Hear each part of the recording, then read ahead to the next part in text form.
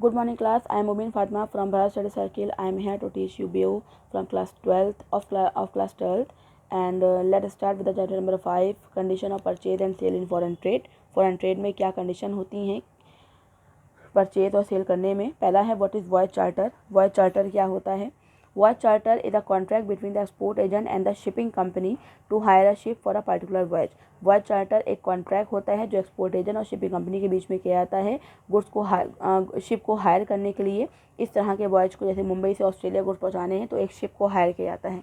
इस तरह के शिप को हायर करने के लिए कॉन्ट्रैक्ट होता है एजेंट और शिपिंग कंपनी के बीच में। इस तरह के कॉन्ट्रैक्ट को हम वॉयज चार्टर कहते हैं।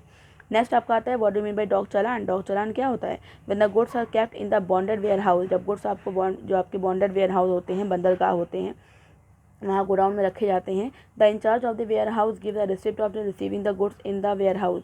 और जब वहाँ उस वेयर हाउस का जो इंचार्ज होता है गुड्स को अपने वेयर हाउस में रखने के लिए एक रसीद को इशू करता है, रिसिप्ट को इशू करता है। वो जो रिसिप्ट होती है उसी को ही डॉक चालान कहते हैं।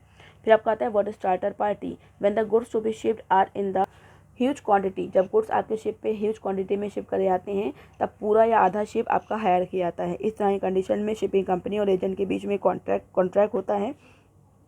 उस तरह के कॉन्ट्रैक्ट को हम चार्टर पार्टी कहते हैं। शॉर्ट आंसर टाइप क्वेश्चन का पहला क्वेश्चन आता है differentiate between bill of lading and made receipt. Bill of lading और मेड रिसिप्ट में क्या फ़र्क होता है? बिल ऑफ lading जो है वो शिपिंग कंपनी इशू करती है। मेड रिसिप्ट जो जहाज़ का कप्तान होता है वो इशू करता है। बिल ऑफ lading पे टर्म्स एंड कंडीशन प्रिंट करी हुई होती हैं। मेड रिसिप्ट पे ऐसी कोई टर्म्स एंड कंडीशन प्रिंट करी हुई नहीं होती है। बिल ऑफ lading जो है वो मेड रिसिप्ट के बाद इशू करी जाती है और जो आपकी मेड रिसिप्ट है वो बिल ऑफ lading से पहले इशू करी जाती है। बिल ऑफ lading है वो एक नेगोशिएबल इंस्ट्रूमेंट है। मेड रिसिप्ट आपका एक नेगोशिएबल है, नॉट नेगोशिएबल है, नेगोशिएबल इंस्ट्रूमेंट नहीं है। मेड रिसिप्ट सिक्योरिटी के तौर पे रखी जा सकती है लेकिन बिल ऑफ lading सिक्योरिटी के तौर पे रखी नहीं जा सकती है। नेक्स्ट क्वेश्चन आपका आता है distinguish between charter party and bill of lading। Charter party और बिल ऑफ lading में क्या फ़र्क है? Charter party it is used when the quantity of the goods high. Charter party तब यूज़ किया जाता है जब आपकी गुड्स की क्वांटिटी हाई होती है। बिल ऑफ lading तब यूज़ किया जाता है जब गुड्स की क्वांटिटी लो होती है।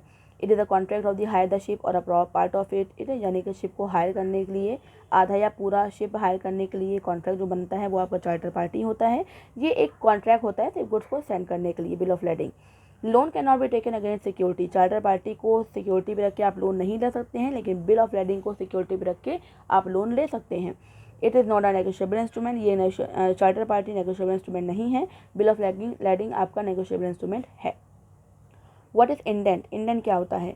When the reporter send his order to the export agent. जब इम्पोर्टर एक्सपोर्ट एजेंट को ऑर्डर देता है such order is called indent. यानी कि जिस तरह से मैंने अभी आपको पढ़ाया था ना, ऑर्डर लेटर जो होता है जो बायर और सेलर को सेंड करता है वो आपका लोकली यूज़ किया जाता है। लेकिन जब आप फॉरेन ट्रेड करते हो तब इम्पोर्टर गुड्स मंगाने वाला ऑर्डर देता है किसको? एक्सपोर्टर को।